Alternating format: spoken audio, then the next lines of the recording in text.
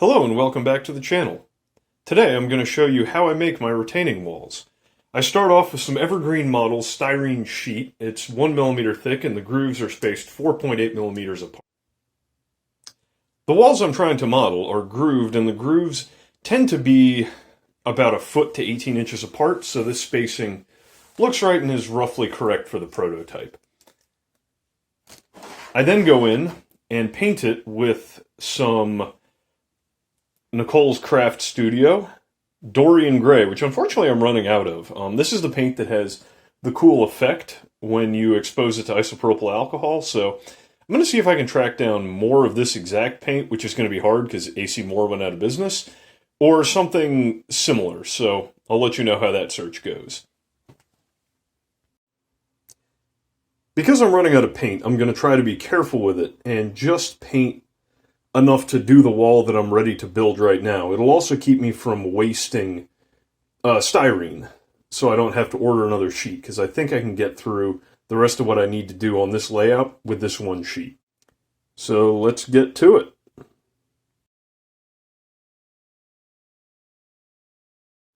This process usually takes more than one coat, so right now I'm just trying to make sure I have a nice, fairly even base coat, and I'm going to let it dry. Okay, now that the first coat's had a chance to dry, I'm going to go back in and do the second coat.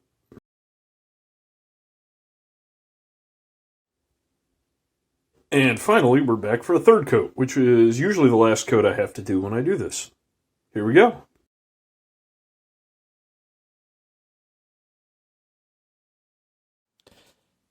Next step is going to be measuring the surface so that I can cut the finished product. We're going to start with this retaining wall in the back here, because I think, and there's a hair under 12, yeah, right about at 12 inches, I think it's going to be the longer of the two surfaces. The next step is I'm going to make an end cap for this retaining wall, and I'm going to do that by cutting down this piece of an already cut down tunnel portal that I had from my first desktop layout, that I put together like a year and a half, 2 years ago.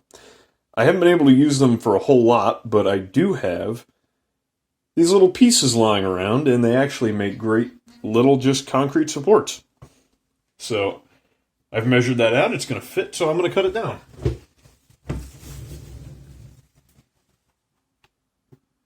I'm going to do this with a razor saw, being very, very careful. Mostly not to cut myself. I mean, I could cut myself and I would bleed, and that would stink and not be comfortable, but I'm more worried about breaking the piece that I need here.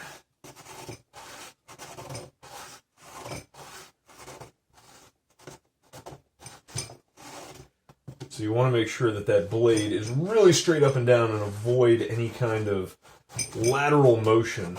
Also, my desk is very cheap and from Amazon, and I bought it because it would fit in this space. At some point I'll give you guys a formal tour of the train space / home office. There we go. That looks pretty good. I don't care a whole lot if that's super flush at the end of the day, so I think I could go ahead and paint this up. I'm going to use a smaller brush for this. I think one of these, I don't even know how big this is. We'll figure it out. They were cheap and also from AC Moore.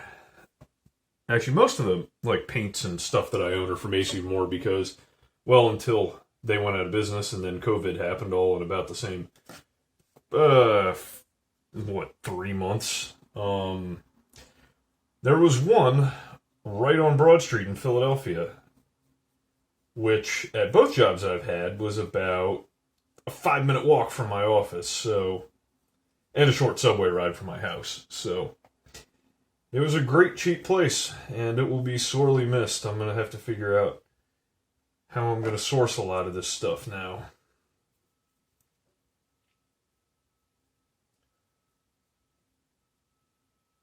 Give that a good coat of paint all the way around. You never know when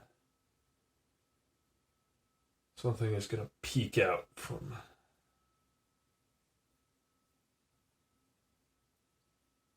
behind a little bit of scenery.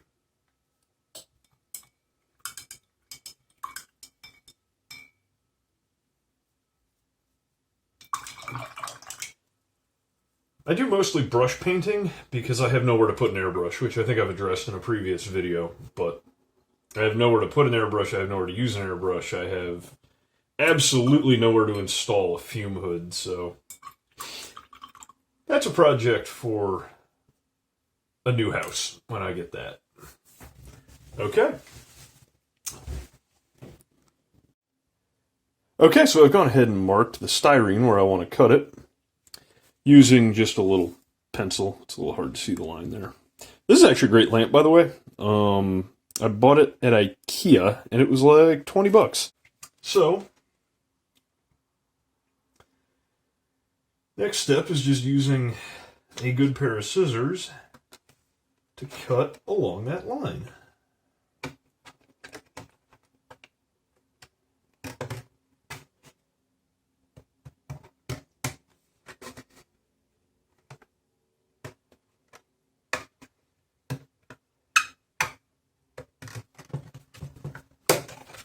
And there you go. Retaining wall cut. When I install it, I'm going to put the cut side facing down because they're always a little bit uneven. And I try to keep the factory edge facing up because that's nice and straight. So I'm going to go ahead and paint this, the edge here, and the ends, and then we can look at installing it on the layout. As you can see, I've actually gone ahead and installed the retaining wall in the back. That was a less interesting installation, and there's still more work I want to do on that scene, so I just wanted to get that one in place. I think the more interesting and illustrative one is going to be this retaining wall right here on the back side of the viaduct. So I'm going to go ahead and get started. To install this whole thing, I use store brand tacky glue from AC Moore, which is, I think I've said 3 or 4 times in this video. Unfortunately, went out of business, so that makes me sad. Next step here is going to be this is that bridge pier I was talking about. This is going to be the side facing the wall. So I'm going to apply a little tacky glue to that side, and I can just put it right in the corner here. What I will do here is I'll come back and backfill that with a little bit of dirt and add some more scenery. This piece, I've gone ahead and cut and painted the top and the sides. I've also cut out a little notch here so it'll fit around the bridge and make a nice flush corner with the bridge base. And that will fit pretty much right in there.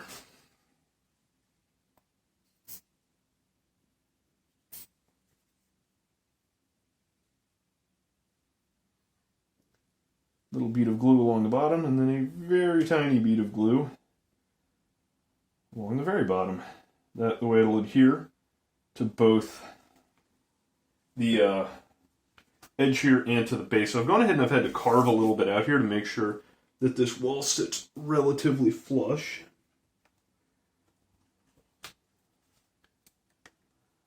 Now that it's in, I can move the end post here kind of as I need to. Pretty happy with that situation. Not happy with how much. Just kind of have to wrestle it into place, and as you get happy with where part of the wall is, I take a thumbtack, just try to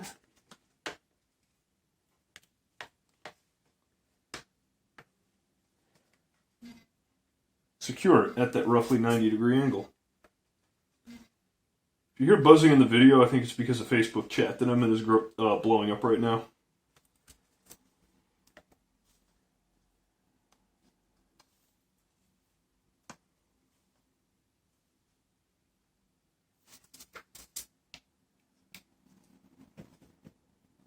It's all in. I can move the end post over.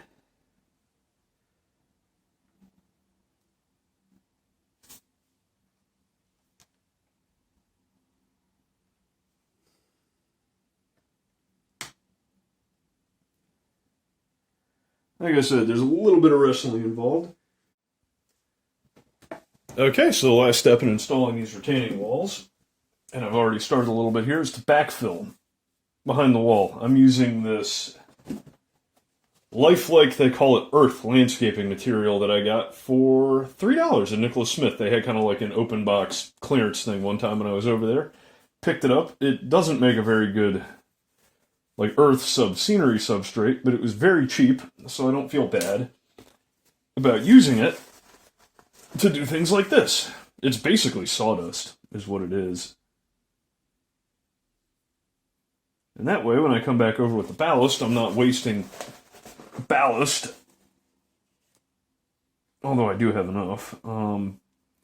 Backfilling walls like this.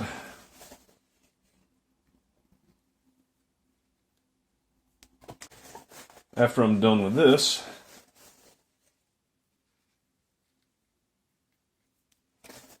I'm going to come back in.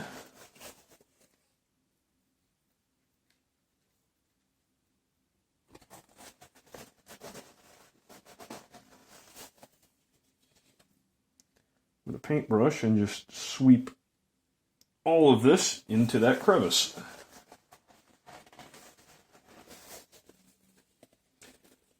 The wall behind it, I've already done. When I put in this road over here, I had a little bit of Smooth It left over, and I decided to use the Smooth It to backfill a little bit of that gap, and I think it looks pretty good. At a bare minimum, it does exactly what I wanted it to do. This gap was a little bit too thin and a little bit too close to track that I'd already ballasted for me to want to give that a shot. I think I probably would have gotten some of this all over the ballast. And I can just sweep that down here into that gap.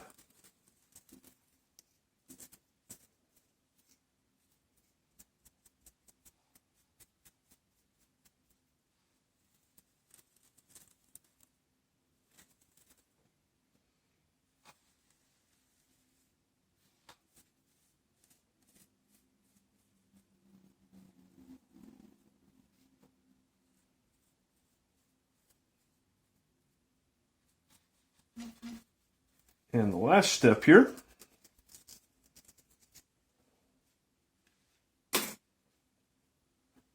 just to go back over it,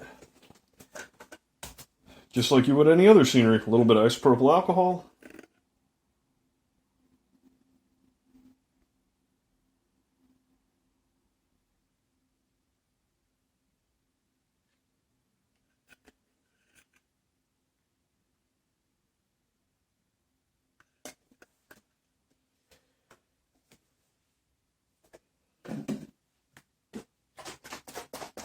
And a little bit of I use about a 30% glue, 70% water, somewhere in there, somewhere between that and 50-50 ratio, and then very carefully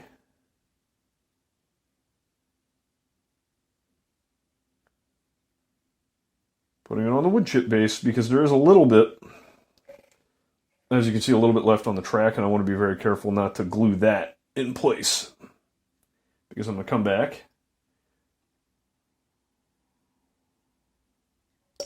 with a vacuum and vacuum that up. Okay.